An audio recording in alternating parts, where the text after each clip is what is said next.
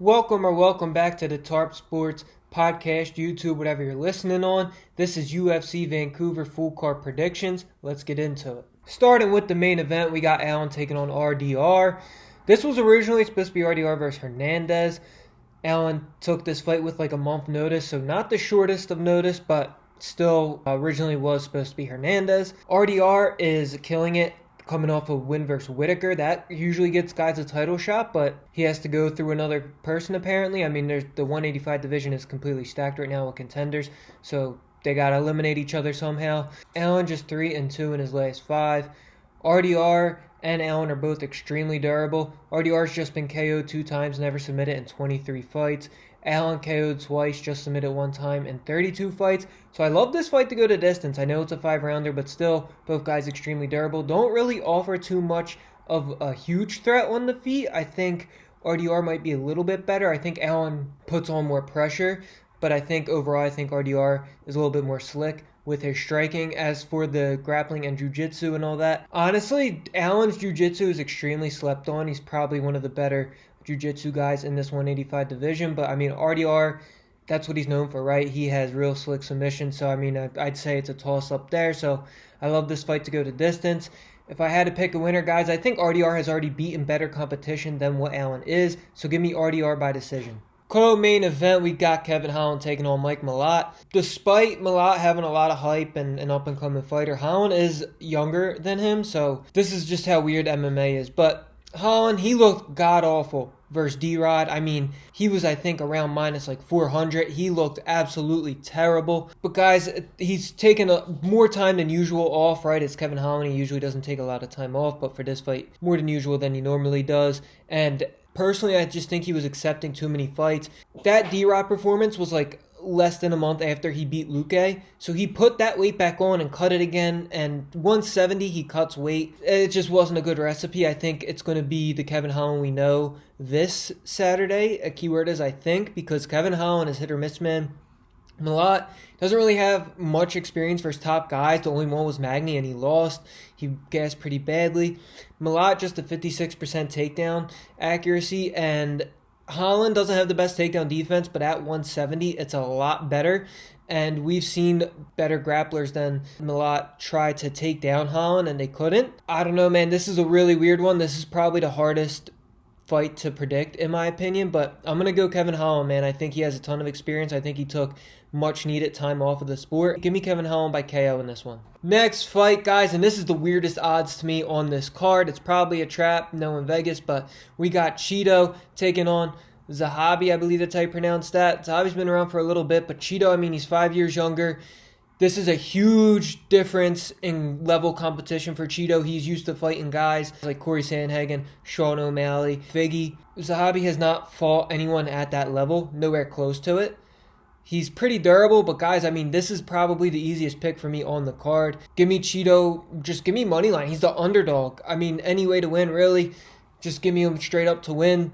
If I had to pick a method, it would be by decision, just because Zahabi is pretty durable. The only thing that scares me in this fight is Cheeto is a slow starter, so he might give round 1 away. But I mean, I just don't understand these odds.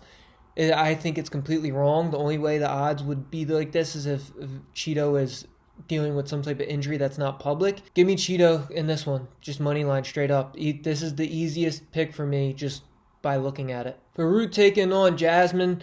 This is pretty similar to the Aaron Blanchfield fight for me, and if Aaron Blanchfield couldn't take Farriat down, then I don't think Jasmine can, if I'm being completely honest. Farriat's coming off a title shot loss. Jasmine on a 5-fight win streak. She's been absolutely killing it, but like I said earlier, it just comes down to if Aaron Blanchfield couldn't really do anything in the grappling department against Farouk, I don't see Jasmine being able to.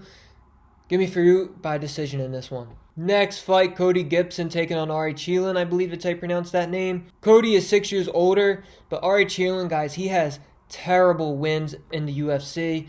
I mean, I'm talking guys that are either cut or about to be cut. I think Cody's not the best either. I mean, he already has 11 career losses. Ari Cheelan does have 12, but just not the best level of competition in this fight.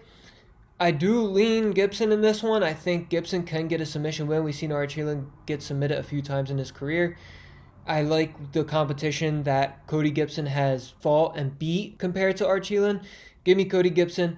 Give me him by submission. Next fight, Kyle Nelson taking on Matt Frevola.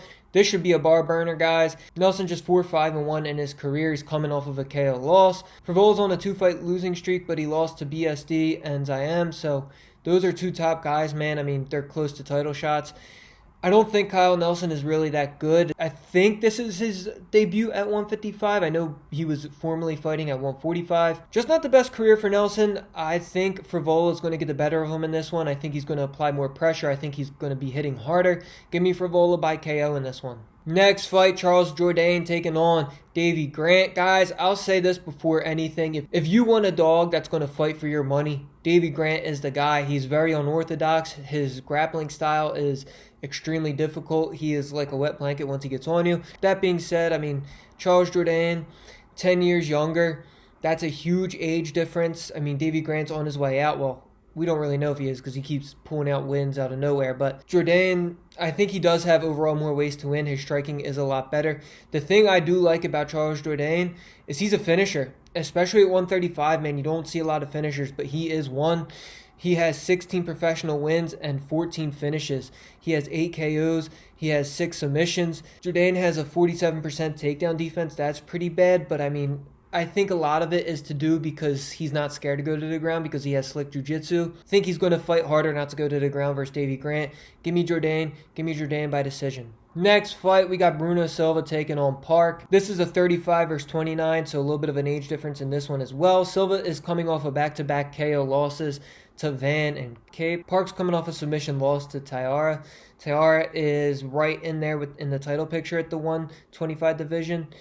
This just feels like recently Silva has been getting fed to the young guys to build them up. I think that's going to be the case here. I think the odds show it. Park on the money line is minus 255.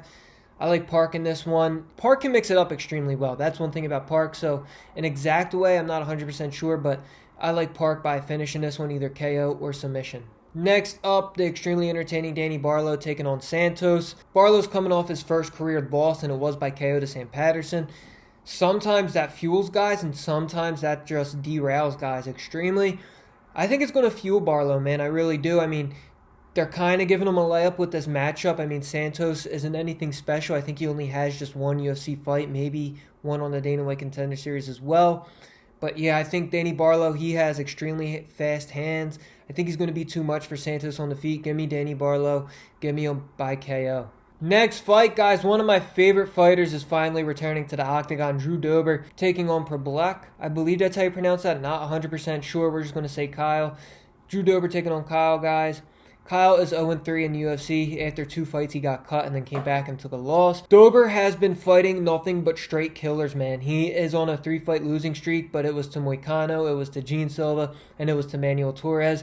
This, I think, is a thank you gift to Drew Dober from the UFC for taking on those absolute killers back to back to back. Drew Dober was at one point in his career top 15 guy. Now he's 36 years old. He's more on his way out. But Kyle's also 36 years old. This just seems like the give me of the card. Give me Drew Dober by KO. Next fight, Luciano taking on Oliveira.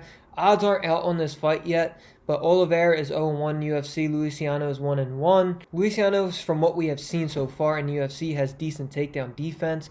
I think if she keeps this on the feet, from what she's shown so far, her Muay Thai is pretty slick. I mean, not the best, but this is just another low-level fight. Don't really have odds to read anything based off of, but from what I've seen so far from both these girls, and it hasn't been a lot, they have a combined 3 professional fights in the UFC. Give me Luciano by decision. Next fight, Bekov taking on Usuri. Guys, this fight makes absolutely no sense with the matchmaking to me. Bekov has already KO'd better fighters than Usuri. Give me Bekov by KO. That's simple. I mean, if you're looking to build a parlay for this card, Bekov should be your first piece. I think by KO is perfectly fine even for a parlay, but if you want to be safe, the money line in a parlay is fine, but give me Bekov by KO in this one. Last but not least, the curtain joker, Croden taking on Lisboa. Guys, Croden's age is nowhere to be found. Not on Tapology, not on ESPN, not on... I don't know about this chick. This is her UFC debut. Seems like they just signed her because she's Canadian and they're fighting in Vancouver. I don't know anything about her. Lisboa, I mean, I haven't been extremely impressed, but at least I know she has fought UFC level competition. So give me Lisboa, give me her by decision in this one. That does it for UFC Vancouver full card predictions, guys. Need a huge bounce back. Got absolutely slammed last card, but it is what it is. I can't be perfect all the time. Guys, if you're listening to me and putting money on this stuff, just know I'm not a professional, right? Like, I don't do this for a living. I do this because I love it. I have fun doing it. Been following UFC for an extremely long time now, so just really like it. But guys, be careful if you're betting your own money, man. I'm not, like I said, I'm not professional. I'm not making a living off this stuff. Join the Discord. Completely free to join. My official picks always happen after weigh-ins, and they get posted in Discord. I will eventually post them on YouTube, TikTok, Instagram, Twitter, all that stuff. But guys, subscribe, share your degenerate uncle. Let's have a card.